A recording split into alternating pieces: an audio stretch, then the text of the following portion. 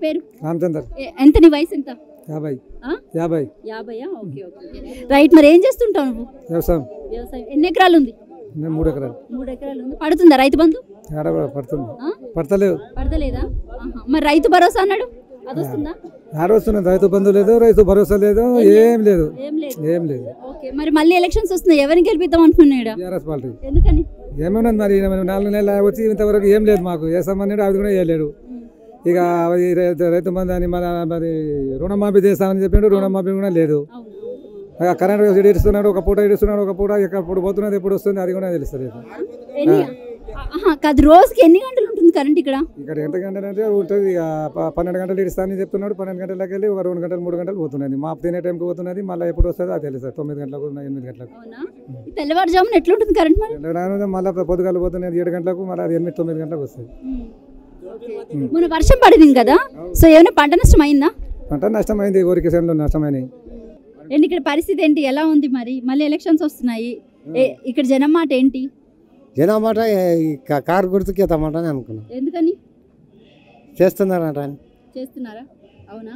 మరి కాంగ్రెస్ పార్టీ వచ్చింది, పథకాలు అన్నాడు, 6 గ్యారెంటీలు అన్నాడు, పెన్షన్స్ అన్నాడు, రైతు రుణమాఫీ అన్నాడు. అసలు ఏమైనా జరిగిందా మీకు ఇక్కడ ఇప్పటి వరకు? జరగలేవు కదా.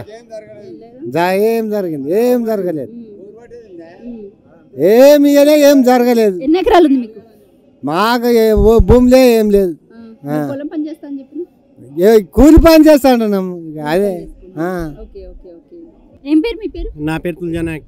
ఏం చేస్తుంటారు సార్? నేను వ్యవసాయం చేస్తాను. ఎన్ని ఎకరాలు ఉంది? నాకు 3 ఎకరాలన్నర ఉంది. అవునా? పడిందా రైతు బంధు?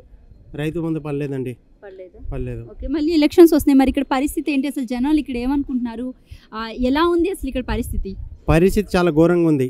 అంతకుముందు టీఆర్ఎస్ ప్రభుత్వం ఉన్నప్పుడు మాకు రైతు బంధు పడ్డది, కరెంటు అనుకూలంగా వచ్చింది, మాకు గిట్టుబాటు ధరలు అన్ని విధాల మంచిగా ఉండే.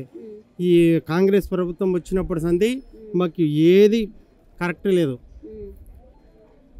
రైతు బంధు అది రుణమాఫీ చేస్తా అన్నాడు, రుణమాఫీ లేదు. రైతు బంధు వేస్తలేడు, రైతు భరోసా వేస్తలేడు, ఏది లేదు. 6 గ్యారెంటీ అన్నాడు, ఏ గ్యారెంటీ సరిగా లేదు. ఫ్రీ బస్ అసలు ఉండాలో వద్దా అండి? అంటే ఏమైనా పనికి వస్తుంది? అది ఏ పనికి రాదు, వేస్ట్ అది వేస్ట్ అంటే వేస్ట్.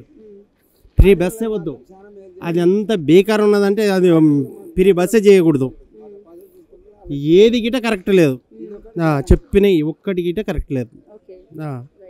మరి ఏంటంటే మళ్ళీ ఎలక్షన్స్ వస్తున్నాయి, ఇక్కడ ఏంటి? టీఆర్ఎస్కి ఇస్తాం, కారు గుర్తుకే ఇస్తాం. కారు గుర్తు వస్తేనే మాకు అనుకూలంగా వస్తుంది. కేసీఆర్ ప్రభుత్వానికి రేవంత్ రెడ్డి ప్రభుత్వానికి తేడా ఏంటి అసలు? ఏం కనిపిస్తుంది?